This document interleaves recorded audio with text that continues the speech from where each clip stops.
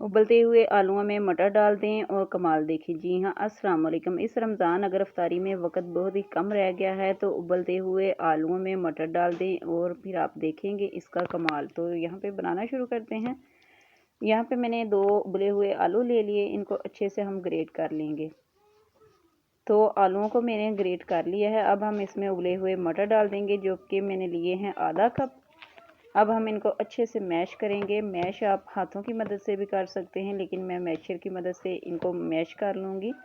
तो यहाँ पे मैंने इनको अच्छे से मैश कर लिया है। अब इसमें एक कटी हुई प्याज डाल देंगे, थोड़ा सा सब्ज़ धनिया और 2 हरी मिर्चें कटी हुई डाल देंगे, थोड़ी सी लाल मिर्च पाउडर डाल देंगे, 2 चुटकी हल्दी डाल देंगे, आधा चम्मच धनिया पाउडर डाल देंगे, थोड़ी सी कुटी हुई लाल मिर्च डाल देंगे और हस्बे जायका जो है इसमें हम नमक डालेंगे।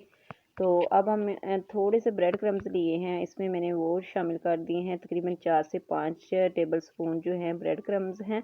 अब हम इन सब चीज़ों को अच्छे से मिक्स करेंगे। अच्छे से मिक्स करने के बाद मैं आपको दिखाती हूँ कि इनका क्या करना है। तो यहाँ पे मैं हाथों की मदद से इनको अच्छे से मिक्स कर लूँगी।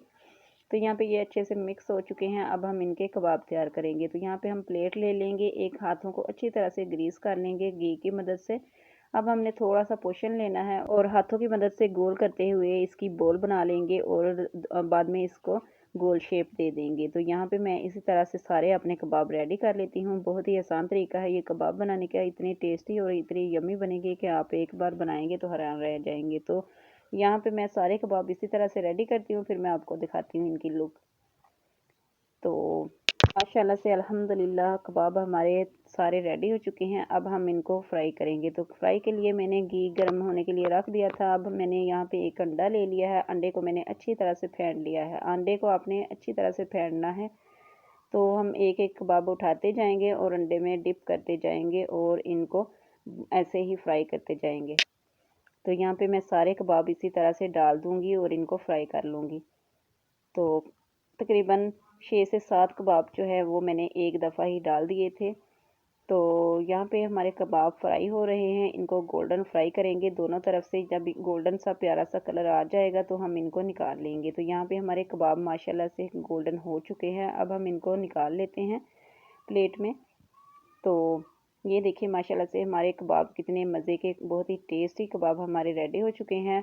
अब मैं इनको निकाल लेती हूँ, फिर आपको दिखाती हूँ इनकी फ़ाइनल लुक। तो माशाल्लाह से अल्हम्दुलिल्लाह हमारे सारे कबाब फ्राई हो चुके हैं। बहुत ही मज़े के, बहुत ही टेस्टी कबाब हमारे फ्राई हुए हैं।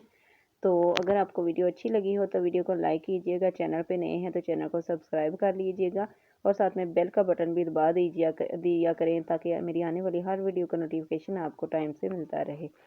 तो ये देखिए हमारे बहुत ही मज़े के, बहुत ही टेस्टी कबाब रेडी हो गए हैं।